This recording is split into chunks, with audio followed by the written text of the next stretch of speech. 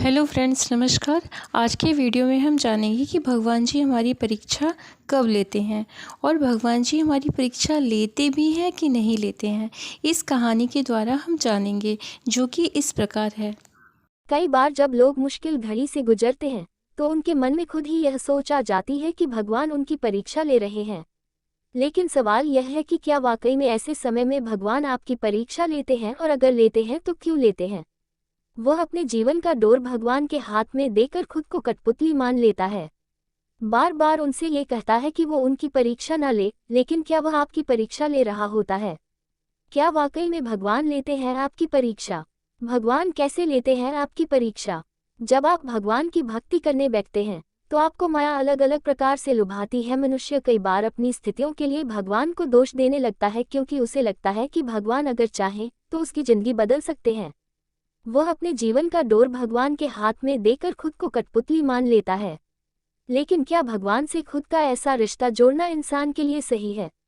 क्या भगवान केवल आपकी किस्मत बनाने और बिगाड़ने के लिए जिम्मेदार हैं। इंसान जब मुसीबत में पड़ता है तो वह भगवान से शिकायतें करने लगता है। बार बार उनसे ये कहता है कि वो उनकी परीक्षा न ले, लेकिन क्या वह आपकी परीक्षा ले रहा होता है। क्या वाकई में भगवान लेते हैं आपकी परीक्षा। आध्यात्मिक गुरु सद्गुरु का कहना है कि जब किसी भक्त पर कोई विपत्ति आती है तो वह खुद ही मान लेता है कि भगवान उसकी परीक्षा ले रहे हैं। लेकिन सच्चाई यह है कि भगवान कभी भी आपकी परीक्षा नहीं लेते हैं। उन्हें इसकी आवश्यकता ही नहीं है और उनके पास समय भी नहीं है। भगवान के लिए आपको किसी भी तरह से न जानने का सवाल ही पैदा नहीं होता। वह आपको अच्छी तरह से जानते हैं, उनसे किसी का कुछ भी छुपा हुआ नहीं है। उन्हें हमारी मनःस्थिति, हमारी बाह्य स्थिति, हमारा भूत भविष्य वर्तमान सब पता है। ऐसे में उन्हें हमारी परीक्षा लेने की क्या आवश्यकता क्यों है। परीक्षा उसके लिए जाती है जिसके बारे में हम कुछ नहीं जानते। कुछ भी जानने के लिए उन्हें आपकी परीक्षा लेने की आवश्यकता ही नहीं है। जब भी भक्त पर या किसी अन्य पर कोई विपत्ति आती है तो वह उसके कर्मों का फल होता है, जिन्हें हम परीक्षा मान लेते हैं। कई बार तो हम भगवान को ऐसे समय में याद करते हैं जिस समय उनकी आवश्यकता भी नहीं होती, और यह इसलिए होता है क्योंकि हम पूरी तरह खुद को उन पर आश्रित कर लेते हैं। भगवान कैसे लेते हैं आपकी परीक्षा। वहीं दूसरी ओर प्रेमानंद महाराज इसे लेकर एक अलग ही नजरिया देते हैं। प्रेमानंद महाराज का मानना है कि जीवन में कई उतार चढ़ाव आते हैं और आप उनमें कैसे निर्णय लेते हैं, यही आपकी परीक्षा होती है। जब आप भगवान की भक्ति करने बैठते हैं तो आपको माया अलग अलग प्रकार से लुभाती है। आपके सारे सुख, सारी कामनाएं आपके सामने रख देती है, जिससे आपका मन भक्ति से हटकर उन सुखों के प्रति आकर्षित हो। वहीं दूसरी ओर जब आप कुछ अच्छा कर रहे होते हैं तो आपके सामने कई विपत्तियां, मुसीबतें और बुरे हालत पैदा कर दिए जाते हैं, जिससे आपका भगवान से विश्वास हटने लगता है।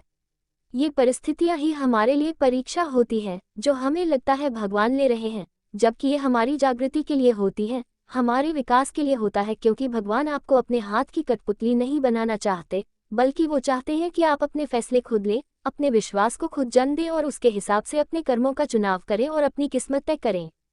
वो आप होते हैं जो अपने कर्मों के द्वारा अपने भाग्य का फैसला करते हैं, लेकिन आपको लगता है कि सब कुछ भगवान कर रहे हैं। चेतगिर हनुमान मंदिर में चल रहे भागवत सप्ताह कथा के तीसरे दिन गुरुवार को आचार्य भगवती प्रसाद कौशिक ने कहा कि आत्मा से परमात्मा का सीधा संबंध होता है। भक्त की भावना से भगवान प्रसन्न होते हैं। कृपा के सागर जब भक्त पर कृपा दृष्टि डालते हैं तो इससे पहले उसका सब कुछ हरण कर लेते हैं।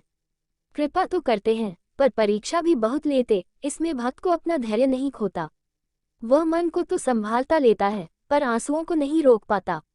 यही आंसू तो भक्त का परम धन है। आंसू ही पवित्र गंगा है। जब इस पवित्र गंगाजल से भक्त का अहंकारी मन धुलकर पवित्र हो जाता है, तभी भगवान की कृपा उस पर बरसती है।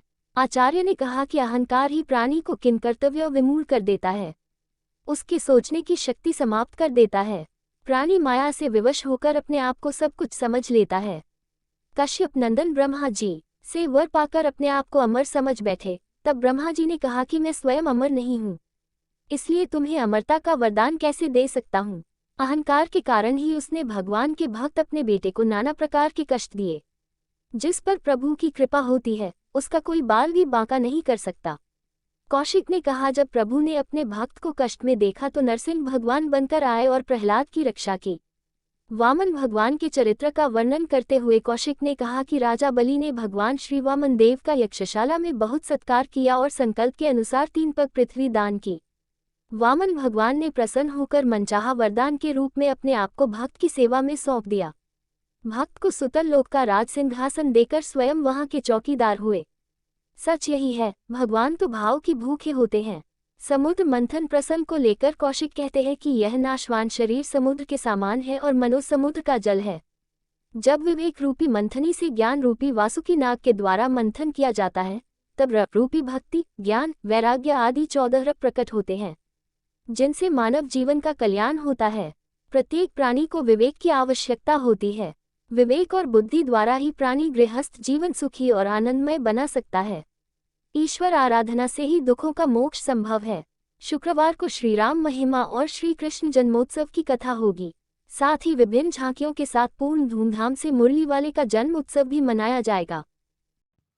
ऐसी ही रोचक कहानी के साथ आप सब जुड़े रहिए फ्रेंड्स। और महाभारत की कहानी सुनना अच्छा लगता हो, या रामायण की कहानी सुनना अच्छा लगता हो, या भगवान जी की कहानी सुनना अच्छा लगता हो, या पूजा पाठ से रिलेटिव कोई भी जानकारी चाहिए, या तीर्थ व्रत के बारे में कुछ भी जानना है, please like comment subscribe share it. Thank you friends. हम फिर मिलेंगे अगले वीडियो में, तब तक के लिए नमस्कार।